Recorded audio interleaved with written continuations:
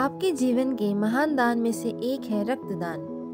आपका किया हुआ रक्तदान किसी व्यक्ति की जान बचा सकता है। नमस्कार, आप देख रहे हैं न्यूज़ वन नेटवर्क। आज वापी में शौर्य दिवस की उपरांत विश्व हिंदू परिषद और बजरंग दल वापी द्वारा ब्लड कैंप का आयोजन किया गया। लगभग 200 लोगों ने अपना रक्तदान देकर महान कार्य किया। आइए देखते हैं हमारे संवाददाता की कुछ खास रिपोर्ट।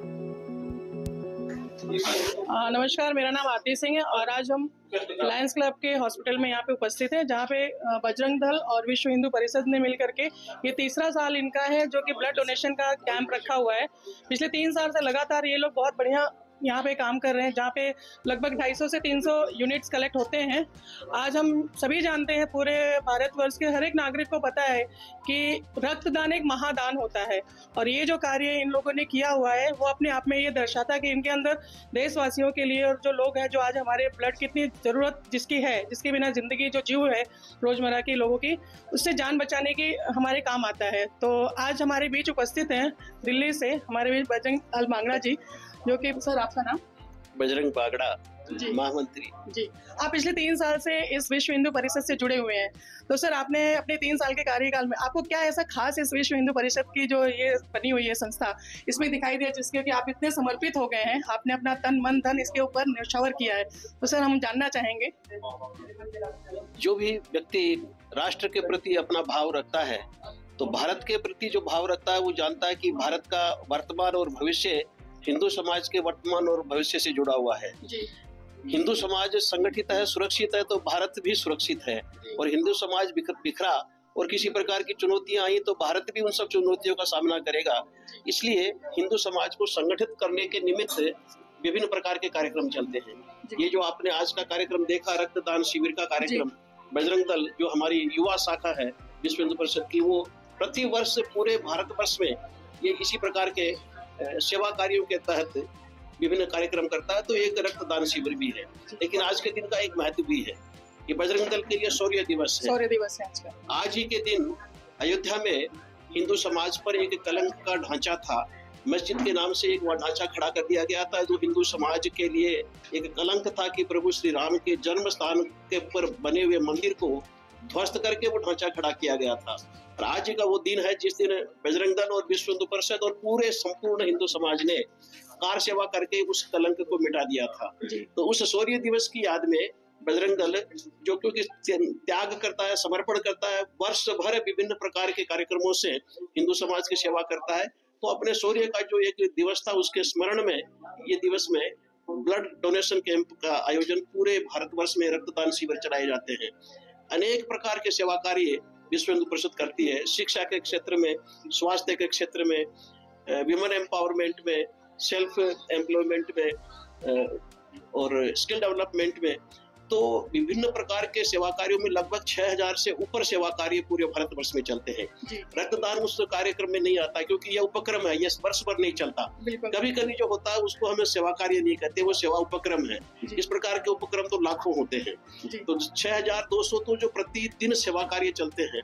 तो ये सब किसी भी राष्ट्रभक्त को, किसी भी देशभक्त हिंदू को आकर्षित करने के लिए पर्याप्त है। जी बिल्कुल। मेरा एक सवाल है आपसे, जैसे कि आप लोग सभी देख रहे होंगे कि आजकल जितने भी महा अनुभवी लोग हैं, जहाँ कहीं भी हमारे देश में एक ही नारा ज्यादातर के चल रहा है कि अखंड भारत और एक भारत।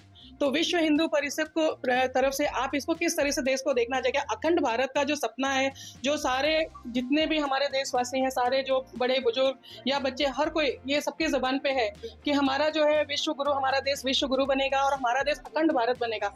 तो आप उसको किस दृष्टि से देख रहे हैं कि मतलब वीएचपी उसके लिए, मतलब कि हमेशा मैंने देखा है, मैं भी वापी में जुड़ी हुई हूँ वीएचपी से और काफी बढ़िया काम कर रहे हैं हम लोग जो है। लेकिन एक चीज और मैं आपसे ये भी जानना चाहूंगी, जैसे कि अयोध्या राम मंदिर जो अपना स्थापना, रामलला का मंदिर हुआ, उसमें वीएचपी के नाम को कहीं भी वर्णन में नहीं लाया गया है।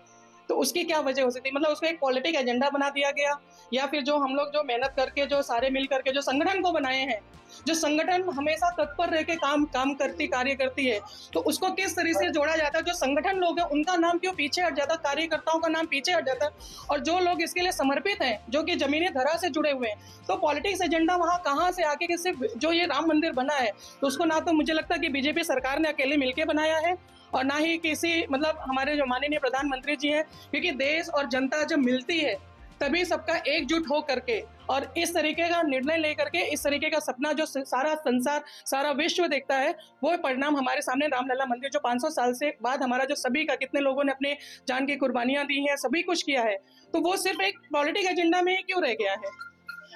दो बातें आपने पूछी हैं। पहला अखंड भारत के बारे में। बिल्कुल। राष्ट्र की संकल्पना विश्व हिंदू परिषद की और पूरे संघ परिवार की राजनीतिक नहीं है, ये सांस्कृतिक संकल्पना है। हमारे लिए राष्ट्र एक सांस्कृतिक इकाई है जी। पूरे भारतवर्ष में एक संस्कृति थी, सनातन संस्कृति, वैदिक संस्कृति, राज्य उसमें अनेक हो सकते थे जी। आज भी हमारी राष्ट्र की कल्पना सांस्कृतिक है, स्टेट से जुड़ी हुई नहीं है। यूरोप में राष्ट्र की कल्पना नेशन स्टेट की है, वो स्टेट से जुड़ी हुई है। विश्व हिंदू परिषद की कल्पना सांस्कृतिक है। जहां तक सनातन वैदिक संस्कृति का प्रसार कभी भी रहा है वो हमारा अखंड भारत में है। बिल्कुल। अफगानिस्तान, आज का पाकिस्तान, बांग्लादेश, नेपाल, भारत, म्यांमार का कुछ हिस्सा, ये सारा एक सांस्कृतिक संकल्पनाओं से जुड़ा हुआ वैदिक संस्कृति जहां पर पनपी, फली फूली और इतने हजारों वर्षों से अभी तक चल रही है, वो हमारी एक सांस्कृतिक संकल्पना है। राजनीतिक वहाँ राजनीतिक रूप से स्टेट कोई भी रहे, अगर वो सनातन वैदिक संस्कृति का पालन करने वालों का देश है तो वो अखंड भारत का ही भाग होगा। बिल्कुल सही कहा आपने। लेकिन आप देखिए ना, कभी कभी आप देख रहे होंगे कि हम तो नारा तो लगाते हैं कि बटेंगे तो कटेंगे, सही आप मानते हैं इस चीज को, लेकिन कहीं ना कहीं आप देखिए कि लोग सपने तो देख रहा है अखंड भारत एक भारत का। हम संस्कृति की भी बात करते हैं, हम अपने सनातन धर्म की भी बात करते हैं, लेकिन अलग अलग संगठन इसके साथ में अलग इनको बांट के सब एक साथ एकजुट हो करके एक प्लेटफॉर्म पे आ करके जब इकट्ठे होंगे तो अपना अपना परिचय क्यों आप दे रहे हो? आप एकता की और अखंडता की बात करिए ना, चाहे वो कोई भी हो, चाहे अगर हमारी आज की जो हमारी जो सरकार है बहुत मजबूत और बहुत बढ़िया सरकार है जिससे कि हमारे सबके भी सपने उन्होंने साकार किए, उसमें कोई दो राय नहीं है, लेकिन ये सारे लोगों को एक साथ एकजुट होकर जब मिलेंगे तभी हम अखंड भारत का सपना साकार कर पाएंगे। अब मैं आपके दूसरे प्रश्न का उत्तर देता हूँ कि प्रभु श्री रामलला का इतना भव्य मंदिर बना, हाँ। उस मंदिर में किसी का नाम नहीं है, बिल्कुल विष्णु परिषद का नहीं है, बजरंग दल का नहीं है,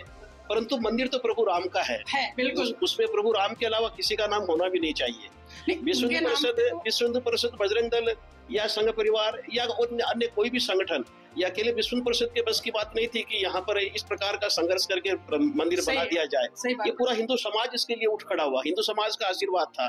कार सेवा में सिर्फ स्वयंसेवक नहीं रहे थे, कार सेवा में पूरा हिंदू समाज गया था, एक बार नहीं अनेक बार जब जब आह्वान हुआ। इसलिए वहां पर किसी का नाम होना भी नहीं चाहिए, है भी नहीं। वहां पर अगर विष्णु परिषद का नहीं है तो वहां पर भाजपा का भी नहीं है, वहां कोई सरकार का नाम भी नहीं है। अगर किसी भी उत्सव में प्रधानमंत्री या सरसंघचालक जी आते हैं तो प्रतिनिधि के तौर पर आते हैं, वो पूरे भारत की जनता का प्रतिनिधित्व करते हैं प्रधानमंत्री जी, पूरे हिंदुओं का प्रतिनिधित्व करते हैं सरसंघचालक जी, तो वो कोई सरकार के प्रतिनिधि के रूप में नहीं, वो किसी संगठन के प्रतिनिधि के रूप में नहीं, एक पूरे भारतवर्ष की जनता का प्रतिनिधित्व करता है, एक सारे हिंदू समाज का प्रतिनिधित्व करता है। इसलिए किसी का नाम वहां पर होना भी नहीं चाहिए और है भी नहीं। तो सरकार से किसी प्रकार का कोई हस्तक्षेप, कोई दबाव या कोई प्रभाव किसी प्रकार का मंदिर की व्यवस्था में या संचालन में नहीं है। बिल्कुल नहीं, हमें शिकायत नहीं है हमारे माननीय प्रधानमंत्री जी से, लेकिन जब भी कोई ओपोजिशन का एजेंडा आता है तो उसमें देखिए यही बोला जाता है कि राम मंदिर जो लला जी का अपना बना हुआ है भव्य मंदिर, उसका निर्माण बीजेपी सरकार ने करी हुई है। इसमें ये बात लाने के कोई मतलब नहीं बनता है, कोई तथ्य नहीं बनता है। राम मंदिर जो लला जी हमारे विराजमान हुए अयोध्या जी में, वो सारे भारतवासी, सारे सनातनी, सारे हिंदू राष्ट्र के लोगों का उसमें जो समर्पण है उससे वो आज खड़ा हुआ है, लोगों के सपने। देखिए ऐसा है कि ये तो प्रभु ने अपनी मर्जी से ही अपनी स्थापना वहाँ करवाई है। बिल्कुल। कब करवानी, कहाँ करवानी, किस कालखंड में करवानी, है प्रभु की मर्जी है। ये प्रभु की इच्छा थी कि चलो इस कालखंड में ये मंदिर बने और उन्होंने पूरे समाज को एक प्रेरणा देके बनवा लिया। अब किसी का भी ये क्लेम करना है कि हमने बनाया, उसने बनाया, इसका तो कोई अर्थ नहीं है। बहुत बहुत धन्यवाद आपका।